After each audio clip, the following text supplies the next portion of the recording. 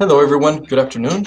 My name is Arturo Garcia. I'm the Human Resources Director for Southwest University, and I am part of the board for the local shared chapter of the Society of Human Resources Management. And today I'm going to be talking to you guys about resume writing. So I'm going to go over a couple of tips on what is good in your resume uh, to make them a little simple and to make it simple to understand, mainly. I go over, I want to say hundreds of resumes, so might not be an expert, but I do look at a lot of resumes. So I know what people are looking for, especially when you go over many resumes. Couple of tips for resume writing. So resumes are very important, first of all, because at the beginning for employers, you're just a piece of paper, right? Nobody really enjoys writing a resume. I know I don't really enjoy writing resumes, but it is very important, and it's a very important document because it represents you at the beginning.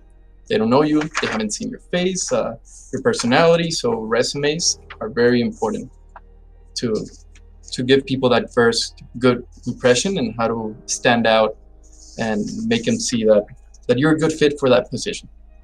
So my first tip for resume writing would be to select what kind of resume you want to write first, to assess yourself and think what kind of experience you have. If you're a student that's still in school, if you're someone that just freshly graduated, your resume changes. And the way that it's set up, it should change as well, depending on how much years of experience or related experience you have to the job, and if you have education in the position you're looking to gain employment in. So I'm gonna go over a couple of resumes. First of all, I'm gonna go over an undergraduate sample resume. I call it undergraduate because you haven't graduated yet, right? So a lot of you guys, for what you're doing right now at Southwest University, you're still students or just freshly graduated. So I don't expect you guys to have a lot of experience in the field in which you're working in. But yes, like I said, undergraduate resume sample. So I'm gonna share my screen to talk over the resume that I prepared for you guys. Just a little sample. It's a very basic resume, but it gives you an idea of how your resume should look, especially for us human resources representatives that have to look over hundreds of resumes. What is a good resume to look and easy to read? I think that's the main point. Make it easy for the person that's gonna read them to read them, right? Don't make it very complicated. So let me share the screen with you guys. Perfect. Hopefully you can see it okay. Perfect. So it's undergraduate resume sample. So first of all, we have the name of your student. In this case, it's SU student. This is going to be your name. Clear in bold letters. Make it very clear for the person to see it right away, not to make him look for your name. Then after that, your contact information, your cell phone. Include the area code. Keep it very clean and simple. Right at the front, again, make it very easy for them to find their contact information.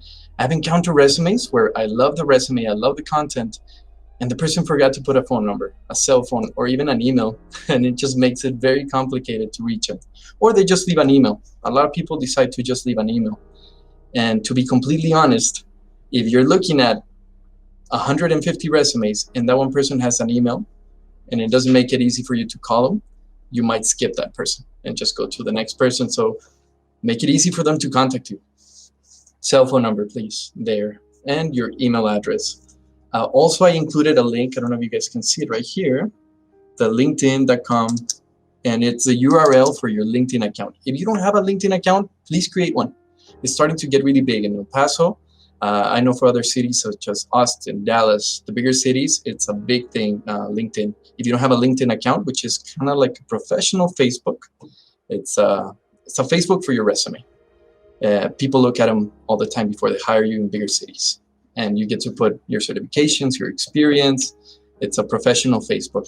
So I strongly recommend you guys build a LinkedIn account you're proud of. Pictures in the LinkedIn account, just really quick. It's not a Facebook either, so don't do your pictures, out with your friends or having beers or anything like that. A very professional picture on it, okay? So your LinkedIn there, so they can look at your account from there as well. And first of all, if you're an undergraduate or freshly graduated, I believe education is the most important thing they need to see first. right? Because most likely you don't have experience in the field yet. So you want them to see that you have experience as far as a student and having education in the field. So having education in the field. So you have your education section, right? I put Bachelor's of Science in Business Administration. You can do that italic, so that way it stands out a little bit. And you put Southwest University at El Paso very clear in the bottom. Your anticipated graduation or your graduation date on the side. Always include month and year. With a resume, you don't need to put days. It's fine, even in your work experience. But in everything you put in, try to put month and year. The year by itself looks a little shady sometimes for human resources representatives because it's a big difference to maybe you haven't graduated and you put 2021 and your graduation was in March and instead of in December. So it's very important to add months and years in your dates. GPA, of course, if it's something you're proud of. If you're not super proud of, that's okay. Not everyone's a perfect student. Don't include it.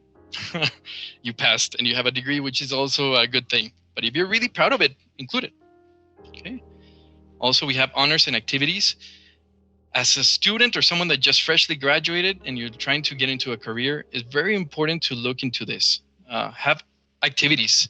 Try to get into honor societies because that's going to look really good in your resume. In this example, I put Alpha Beta Kappa Honor Society, which we offer it in Southwest University for people that are graduating with their bachelor's. We also have the National Honor Society. Try to put stuff in there. It's going to look great. So ask our directors, your personal directors for your program directors for information on those societies, the honor societies. Next, we have something that I put there, the SU SHRM Society of Human Resources chapter member. So if there's societies that align to your career, even if they're not offered by the school, they're national societies, join them. Get involved. Sometimes it just takes as much as paying a fee. So join societies if you don't have a lot of experience in the field. It's going to look good in your resume. Then the SHRM Foundation, the chapter one I put, is actually something we're trying to start here at Southwest University. And it's really exciting. So if you guys are interested, email me, please. I'll include my email in the meeting right now. Perfect. So next we have certifications. Very important as well. I know we offer certifications in every program here at Southwest University. We make it a priority to give you guys that opportunity to get certified, because nowadays certifications are very, very important, sometimes even more than your degree itself. I know certain certifications are very important. MAs, getting your CCMA, getting EKG, CPR, take advantage of all the certifications we offer. They're very important. In this case, we have QuickBooks, for example. I added it there in the year that it's going to expire, or the year that it went, I guess, live for you. And the other one is a human resources one called PHR, Professional Human Resources. There's different ones they offer. So also, if we don't offer the certification, look it up. Find certifications associated with your career is going to make you stand out. So that's the first section, education. And notice how I put a line here to divide everything clearly, to make it easier on the eyes to find the spots you need to go to. After that, we go to work experience, right? Work experience, like I said, maybe you don't have experience in the field you're going into, but any experience is good in my opinion. A lot of people say, omit stuff that it's not relevant to your resume. I respectively, I guess, disagree for certain things, just because a job is a job. And that includes you having contact with people. That includes customer service. If you worked at McDonald's and you want to be in management, it has something to do with it. You encounter people, you helped out people, you de-escalated problems. Sometimes you have jobs that are more relevant to the position. It's okay to move them forward. Let's say that you want to be, again, I'm going to go with an MA example. If you want to be an MA, a medical assistant, and one time you helped out in a clinic for 3 months as an extern or anything like that, and after that you had a job, you can include the externship first. Make sure you add the dates on the side to not make it confusing, or lying, that they might think you're still there. Put the dates there clearly, like it shows here on the side, right? And you can move things around. They don't have to be in chronological order. Preferably they are, but if it's beneficial for that position you're applying for, you can move things around. It's fine. But 1 second. Sorry, guys. Oh, no. Never mind. It's good. So in this case, I have customer service representative for Walmart, right? Has nothing to do with management, I guess, in a way. But your experience, it's better to put it in bullet points instead of a paragraph form. Like I said, we're reading a lot of resumes. We're going through really fast through resumes. So divide it with bullet points. Straight to the point, what did you do there? So in this case, deliver exceptional customer service to 100 customers per day. It's really good to add numbers to your resume, to the things that you did, because it puts things into perspective for the people that are reading the resume and impresses them a little more. So it's also very good to include things that are called accomplishment statements. What an accomplishment statement is basically saying, what did you do there and how did you accomplish it? So let's say that you increased satisfaction by 15%, right? That's your result. And then you would say your action by adopting customer service ideals. Just an example. Try to put those power words there of verbs, something that you actually did. So accomplishment statements, very important in your resume. Try to implement them in the description of your job. Something you did, something you implemented, something you made better, include it there. In this case, handle monetary transactions of up to $10,000 per day, was awarded Employee of the Month 3 times in a row, answered 30 phone calls per day. So include numbers and try to put in accomplishment statements into your job description. And the way it's set up over here, the position itself, always put it there. Put the company, never forget to put in the company, the time you were there, month and year, and the place, right? El Paso, Texas, because you could have lived somewhere else as well. Next, we have the next position, sales representative at AT&T call center. Same thing, handle 17 outbound calls per day. Everything, notice that it's bullet points, fast and easy for the person to read and find it with their eyes right away. Achieve 15,000 to 20,000 monthly sales. That is more impact than just saying, handled sales. If you put an actual number to it, it's a bigger impact to the person reading it. Include month and year. I'm just going to stress that a lot because I see a lot of times that people put years of the place that you worked in. If there's gaps in between your work, and I understand that happens sometimes and you're nervous, the human resources representative will ask you about the gaps, but don't worry about it. Just have it planned to answer it in a positive way. They're going to ask it, so might as well have a plan on how to answer it. Don't let it take you by surprise. Let's say that you took a year off because you were in school. If they ask you, how come you didn't work for a year? You can say things like, I really wanted to better myself and get a better career. So I decided to invest in myself and go back to school, right? Make it sound positive, turn it around. Next, we have skills, right? So skills, we have bilingual, Spanish and English. Obviously, in this area of the border town of El Paso, that's a very good skill to have. Proficient in Microsoft Office, proficient in social media advertising. Try to put in skills that are practical, that's something that the business is going to take advantage of. I'm not a big fan of making a big section of multitasker or those kind of skills, to be honest, because it's more of a opinion, I guess. But you can also add that section. So this is an undergraduate resume sample. Hopefully that helped you guys out in getting an idea of how to set up your resume. It's very easy to read. As you can see, very simple. Keep it simple and focus on your education. Make sure it's easy to contact you as well. So I'm going to stop share right now. So we went over the undergraduate. So I'm going to give you a little tips in case you guys have more experience in the field that you actually worked for. So if you have more experience, you can actually move education to the bottom. My personal experience is better to put education on top regardless, because that's very important. The first thing they're going to see is that you're qualified, period, right? You're reading through them. You don't want to go all the way down to see if they have an associate's or a bachelor's degree. So education on the top. Something I like is an objective statement on the top of your education, right? Objective statements are 1 or 2 sentences. And it's basically a little sentence saying what you're trying to achieve with this resume. So you can say something like, to obtain the position of the community outreach coordinator for so-and-so company. I think it's really good if you tailor it. If you have the time to tailor your resume to the position you want to work for, it's great. It makes a person feel important. The person that is reading the resume, make sure that you mention the company. So let's say you want to work for Southwest University. You add an objective statement and you separate it the same way I did with education on the other one. Bold letters, objective, a big line through underneath it, and then you add to obtain a position as an administrative assistant at Southwest University. If you mention the company name, it makes it a big impact on the person reading it, because they know you worked on that resume specifically for them.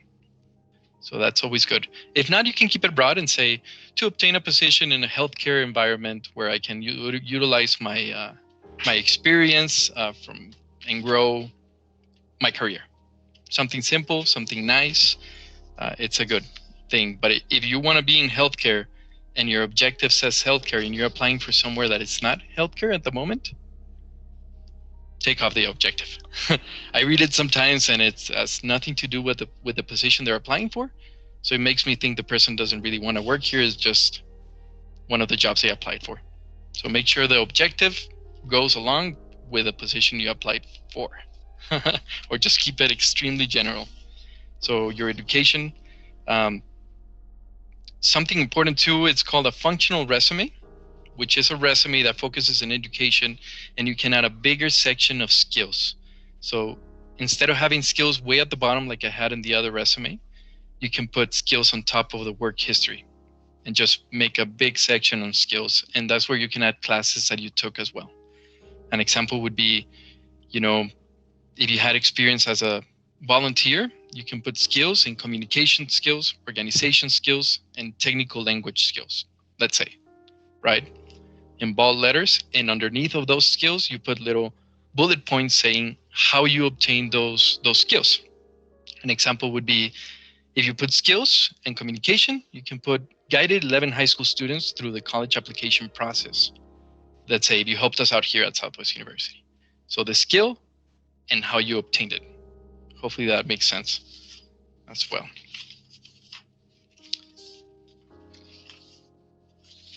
Perfect, guys. Like I said, nobody really likes writing resumes. It is very important that once you do write your resume, save the file and update it at least once a year, even if you're not looking for a job, because it makes it much easier for you once you are in the position where you have to look for a job faster. You're not stumbling trying to put it together a resume. So keep that file saved and every year update it. You got another certification. If one of them expired, if you have another position at your current job that you would like to add, always try to keep them updated.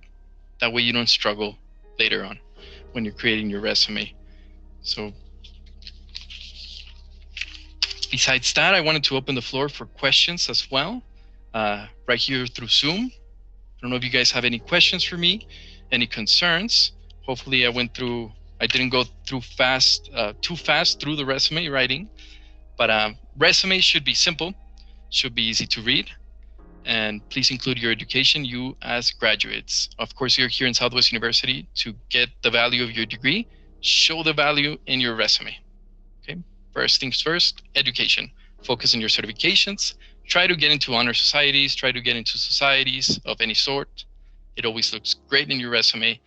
And put accomplishment statements as a description of what you did, right? In my case, for example, on human resources, my position would be human resources manager, and then the time that I've been there, or human resources director, and then Southwest University.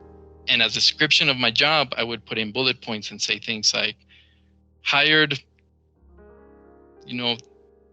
30 employees per year for every position in Southwest University, or improved processes by making all the files digital for our faculty and staff. Stuff that you accomplish for the company makes you look very good for people that are looking at resumes. So, any questions, please? Feel free to share on the chat, or even speak to me here on Zoom. Yes, hello? I'm sorry, can you hear me?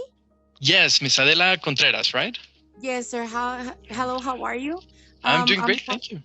good. Part of the business management and the accounting system.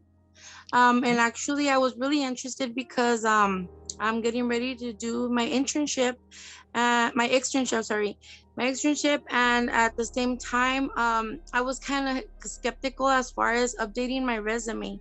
It has been quite a bit of a while that I've worked in things like being an accounting clerk and accounts Well, payable, accounts receivable. Um, but my last actual work was on 2017. Now these other years, what happened is that I spent time taking care of my parents. So I don't know how that can affect me as far as far as me putting that kind of information, because I mean, I know that they would probably ask me, okay, well, you went from doing everything like in accounting and stuff and then going to be just a caregiver. So how can I fix that in my resume? perfect, great question, Miss Adela. I've seen it before. I've seen it before in resumes, and right now you described it perfectly at the end. You said, how can you describe it as a caregiver? You include it in your resume, especially you since you were taking care of your parents. So don't lie, about the dates. Put in the dates, and you can actually, if you want to include, put the accounting experience first. You said you worked as a bookkeeper, right?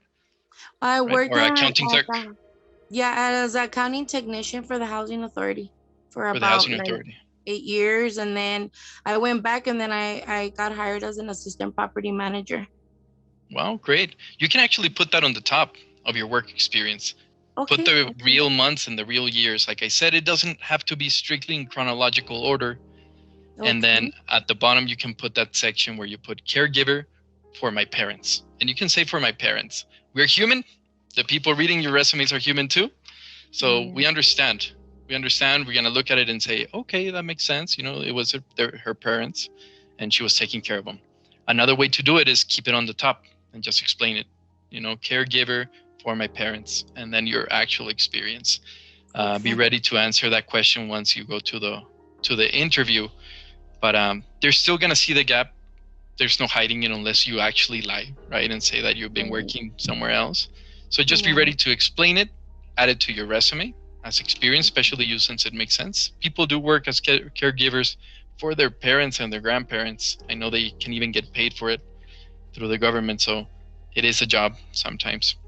So Okay. definitely mention it. If you want to move your experience for accounting on the top, that is fine too, because they're gonna read it and say, "Oh, she has experience in accounting with your associates in business management and accounting systems." That looks Mm-hmm. great. Did you get the certification for QuickBooks? Actually, I'm working towards that. I think I have to take it like in another like 2 more weeks. Okay, great. Good luck, Yeah, the and that's gonna certification. look awesome. So education, your certification super clear. If you obtain it, the QuickBooks, which is great, and then you can add that into your resume. Hopefully, I explained it Great. No, no, thoroughly for you. yes, you did. And I have one more question for you. Yes. As far as the externship, I mean, I'm really gonna start it on the 29th of March. So I was wondering, do we include any of that in within a resume or no? Great question. Yes, definitely include it. Put Yes. there that it's an externship though. Don't put it Yes. as a job, because the time is going to look negative. Sometimes people don't add it's an externship, and then I see that you Mhm. worked at a place for 6 weeks. Right. Why did you work there only for 6 weeks? So include their school externship, or people are more familiar with the internship, I guess, but you can put that interned for this company doing this and this and this from this date, from this month to this month For this in month. this year. Okay. Mhm. Perfect. Perfect. But yes, definitely Okay. include it. Okay, sir. Well, thank you very much. I really appreciate your answers. I think that's what's gonna help me because I have to submit my resume next week. Okay. So kind of like a draft. So I mean, that'll help me put it together. Good luck, and I'll include right here in the chat my email. If you want me to review your resume once you're done with it, I'll be happy to. Or anyone in the chat here, feel free Okay. to send me your resumes. I can also give you pointers on it. So I'm Okay, going to sir. include my. Good luck. Thank you, Ms. Adela. Thank Great you. Thank questions. you. Thank you. Take care. Thank you. Take care. There's my email in the chat, guys. Any other questions?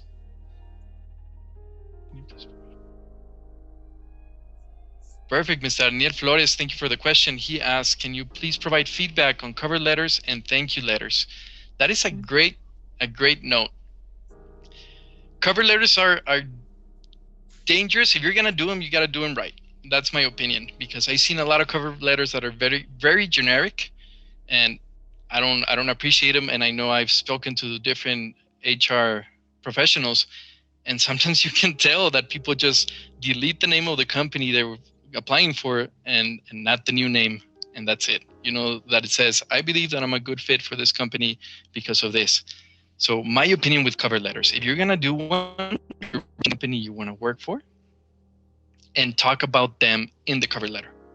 I don't know if that makes sense. I'll give an example. If you want to work for Southwest University, your cover letter should say, I'm interested in working at Southwest University because Southwest University has impacted the community in so and so way, and it's really impressive the way that they've grown in these many years. And I would love to be a part of the Southwest University community, and I can help out the company, or what I can bring to the table to the company is this and this, and then you talk about yourself. But make it clear that it's for them, and people will appreciate it better. The other ones, to be honest, unless you're applying for something very specific, if you're going to be an instructor for accounting for us, you have to have a certain amount of degrees and a certain amount of experience. So there's very little resumes I have to go through, right? Maybe 15 people. So I'll take my time and read everything. But if you're applying for something where 100 people apply, 120, 200, 300 people, cover letters are going to get, skimmed through, and that's it. So if you do them right. That's my advice. Hopefully that's good advice. And thank you letters are very powerful. Thank you for bringing that up, Mr. Daniel Flores. If you interviewed already, right, sending a thank you letter right after you left is very powerful. So send an email to the person and say that you appreciate what they do and thank you for their time. Is very powerful. I just had an interview with our new instructor, right? Because he did get hired. He'd sent an email that I never seen before. So I'm gonna tell you guys. He said, "Mr. Arturo Garcia, I just want to thank you for your time." That is very typical. But he also said, "I appreciate what you do, and I appreciate the interview. It was really fun." He talked about the interview, and it made me feel good, to be honest. So remember, you're talking to humans. Make it personable. You're talking to that person that interviewed you. If it's a thank you letter after the interview. If it's a thank you letter just to follow up, it's also powerful. Let's say that you applied for somewhere and they haven't called you.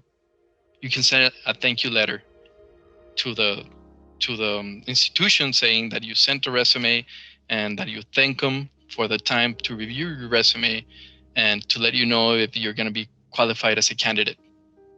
Thank you very much. If you know who to send it to. A way to know is to call the place and just ask, who's your human resources representative?